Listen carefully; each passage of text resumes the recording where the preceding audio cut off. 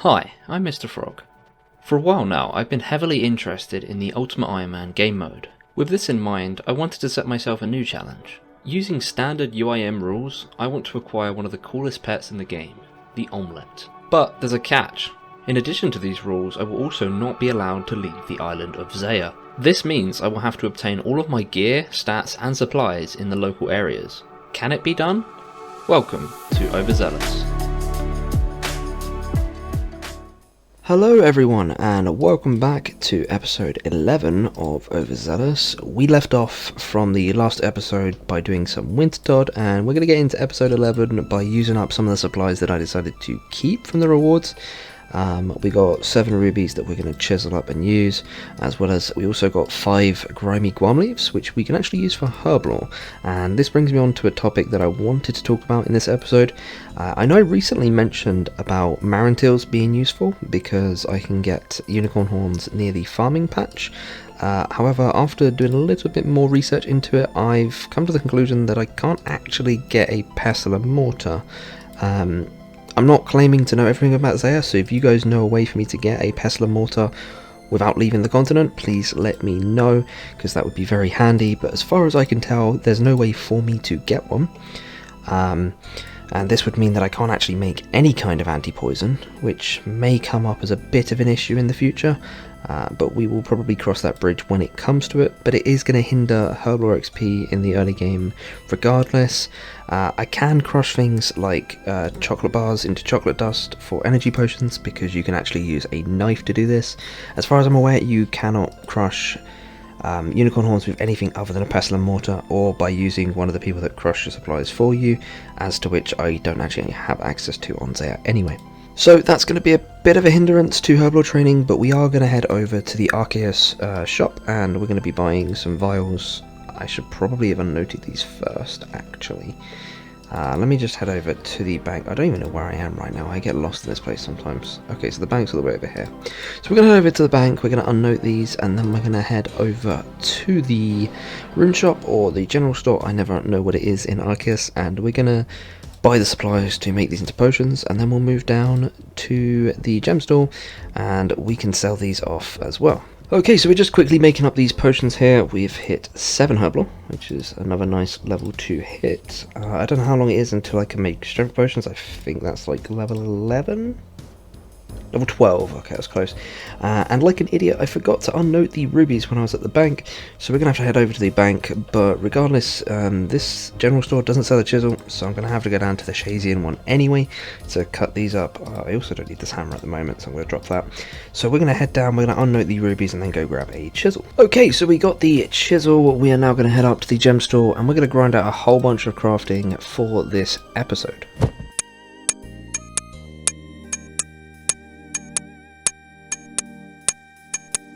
And that is going to be the final sapphire for 67 crafting, which is where we are going to end the crafting for this episode. To get 2 levels, it does take a very long time though, as I've said before, to train crafting.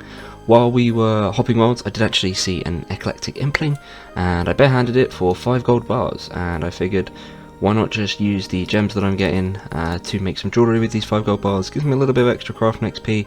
It's probably not worth it, but I'm going to do it anyway because it gives me some XP that I don't have to stand here grinding out cutting gems. So we are going to finish up cutting these, and then we're going to turn these 5 gold bars into 4 emerald necklaces and 1 sapphire necklace.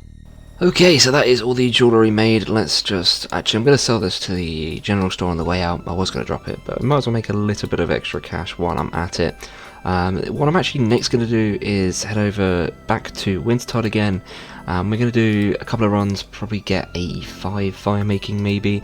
Like I said before, I need to really just abuse the low level while I can do fire making, because, well, for 2 reasons. First of all, the higher my fire making level is, the less damage I take at Wintertodt, and also if I can manage to get full pyromancer, it really does help out with Wintertodt in the future, so that I can keep working towards the Tome of Fire.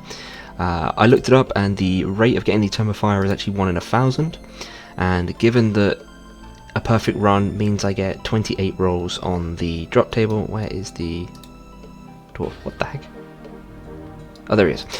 I'm so blind. Okay, so given that 28 rolls on the drop table is from a perfect run. I'd probably say on average I get about 20 rolls on the drop table.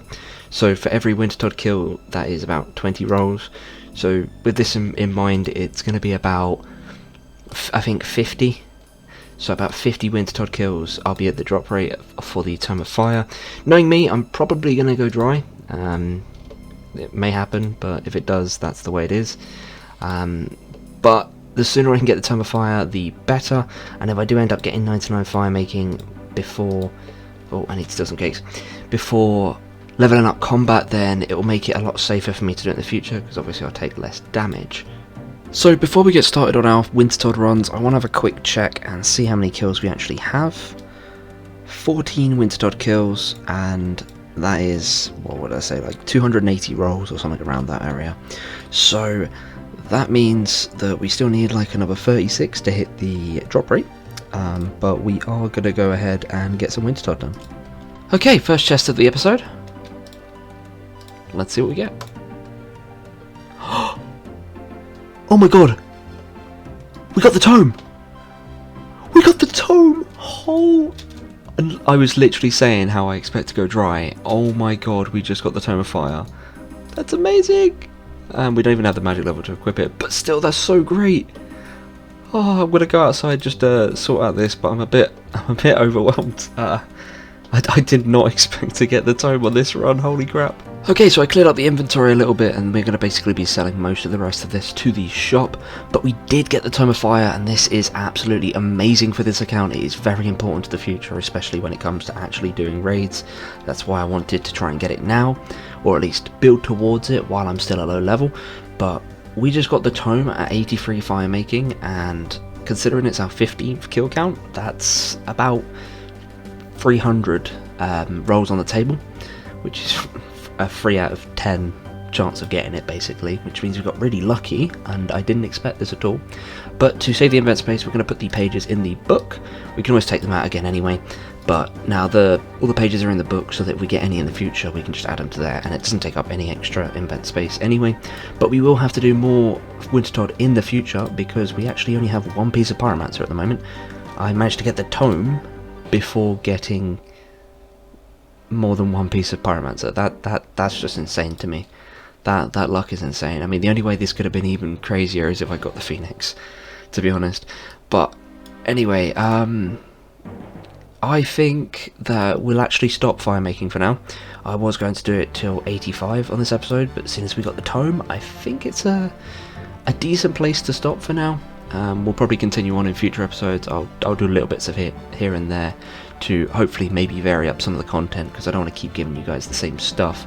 So we're just going to drop these 2 cakes, we don't need these, and yeah, so that's Wintertodt done for this episode.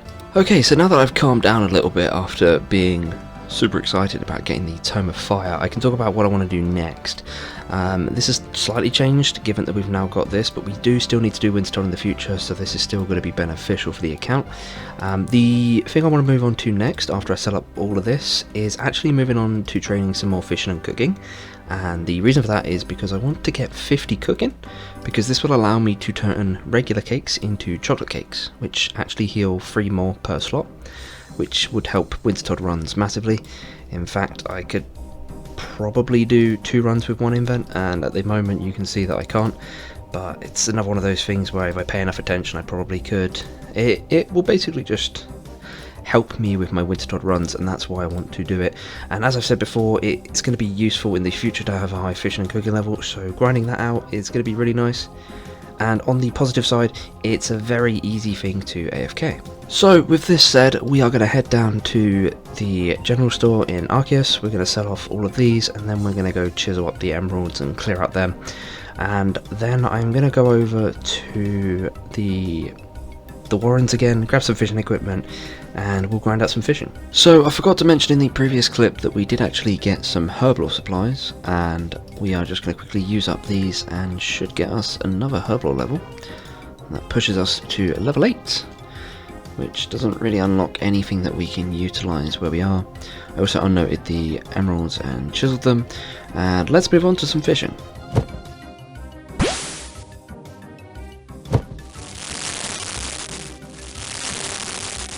So here we are wrapping up 50 cooking, and to be honest, given that I completely guessed the amount of feathers I needed, I got pretty close. I'd say it's a really good guess from me, to be honest. But we are going to just finish up cooking all the rest of these, and then I'll drop these off, and we can move on. So now that we've finished 50 cooking, this obviously unlocks what I said before. We can now make chocolate cakes by adding chocolate dust to regular cakes, and as we can buy chocolate bars from the baker in the centre of Corrend, and we can also get knives to crush it. As I said before, you don't actually need a pestle and mortar for this. We can actually get chocolate dust and add it to the cakes. This is obviously going to benefit us when we do Wintertod, makes it a lot easier to do that, and the main goal from Wintertod is pretty much just getting the rest of the Pyromancer clothing, and any more burnt pages we can get to add to the tome.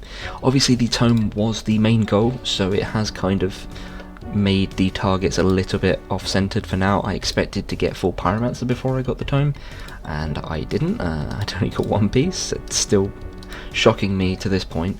It has changed our plans a little bit, because now our only main goal is actually to get 70 free crafting, and once we do that we can actually progress on the account a lot more. But as I've been saying, I've been trying to vary up the crafting and only doing a little bit per episode. But with the fact that we now have the Tome of Fire and most of our other goals are already met, we are going to have to start grinding out a lot more crafting, and that means that the episode is probably going to be a little bit shorter than usual, because I need to invest a lot of time to this grind. But I hope you guys understand why I need to do this, and work with me, because it'll all be worth it in the long run. But with this said, pretty much the entire goal of the rest of this episode is to grind out as much crafting as I possibly can, and then we'll have to finish it off next episode.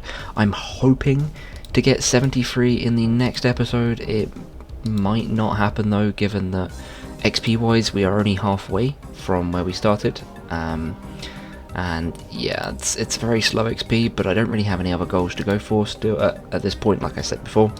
So it's pretty much the entire time I'm going to be spending doing crafting. But if I don't get it finished by the end of next episode, I will hopefully definitely have finished it by the end of the one after that.